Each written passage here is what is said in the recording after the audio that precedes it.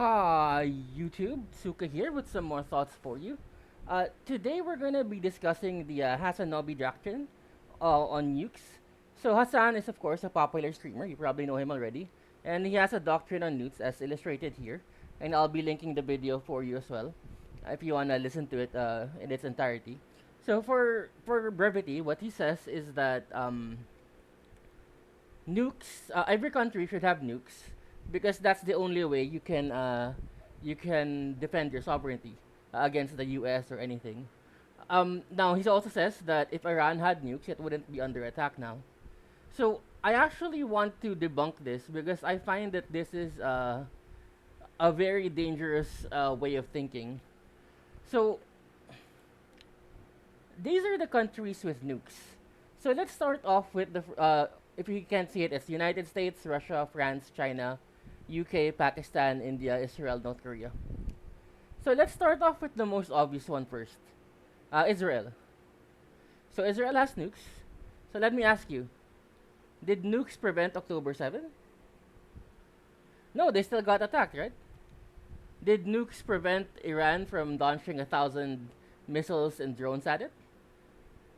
Did nukes prevent the Houthis from pretty much closing down Elyat port? Did nukes prevent Hezbollah from attacking Israel? You can say that Israel may be the aggressor. That's fine. I don't care. But if the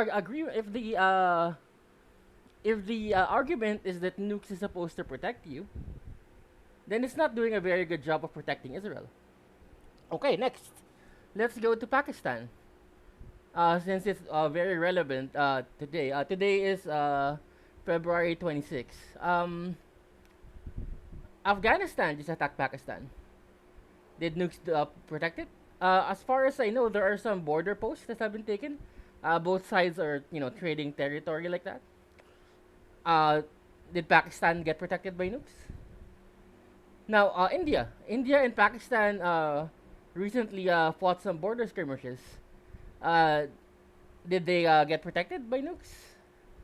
No, nah. So that's three countries so far out of the out of the nine that has nukes. So the Pakistan and India also had a recent conflict. You can believe it or not, whether Trump did or anything or not to solve that, but they did get into a conflict. They exchanged gunfire. They exchanged everything. Did nukes help? China and India sometimes get into spats. Now, as far as I know, India doesn't go into China because they're probably too scared to. But China does go into India sometimes. Did India get protected by nukes? Let's talk about Russia. Russia has the most nuclear weapons in the world, more than even the United States.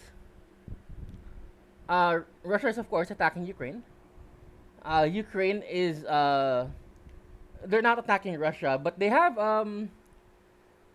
there was an offensive last year where they managed to take a small portion of land from Russia, like some border provinces, or not entire province, but some border areas. Did Russia get protected by nukes?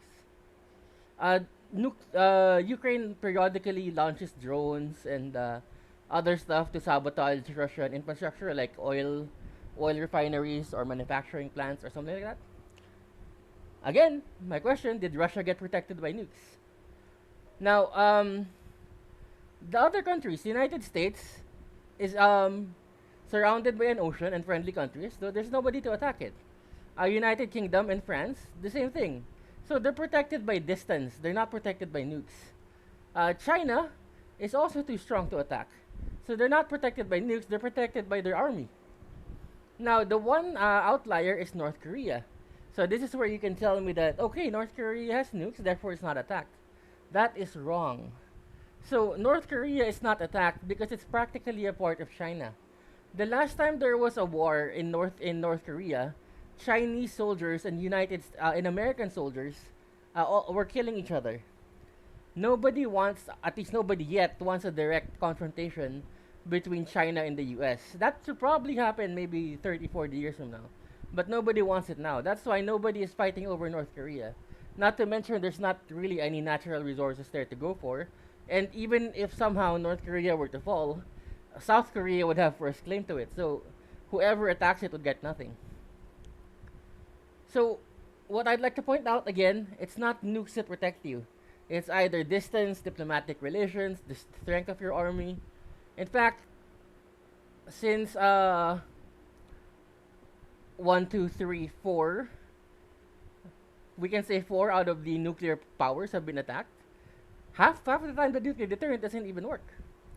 And in fact, even if you say like it's just a matter of sovereignty, Russia is nuked to is sanctioned to hell and back. Is that not a limitation of their sovereignty? Did nukes help them?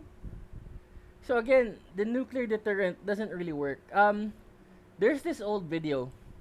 Yes, Minister. This I can you can just search for it.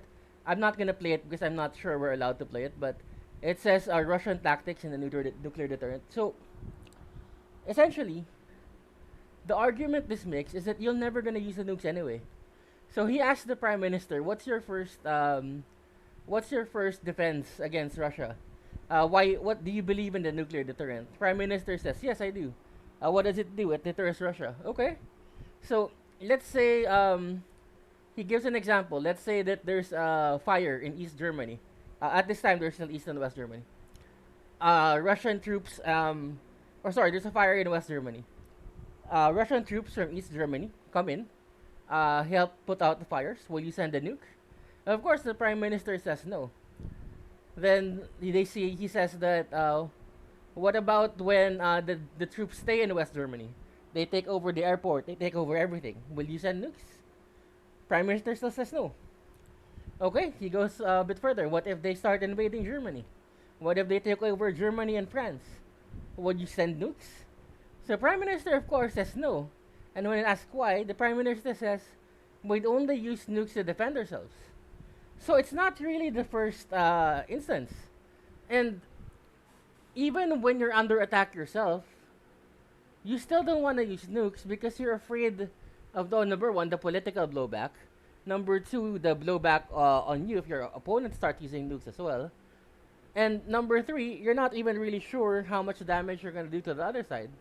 Like for example, let's say Iran was supposed to gets a nuke. So for example, and then he targets some city, some random U.S. city. Would that cripple the U.S.? No, it would take like an arsenal the size of Russia to actually do something to the U.S. If you do a nuke on the U.S. somewhere, it's just gonna be a 9/11 event where the entire country is gonna get mad at you. So again, nuclear weapons do not protect anybody. In fact, if you listen to the clip here from Yes Minister, they actually argue that it's better to spend the money on conventional weapons, because you're never gonna use the nukes anyway. And the conventional weapons here is emerging technology, which in our parlance would be drones and all that stuff, lasers probably. All right. Well, I hope I put to rest the Hasnabi doctrine. I've debunked it fully. Thank you very much for listening to me, and please do like and subscribe. And I'll see you later.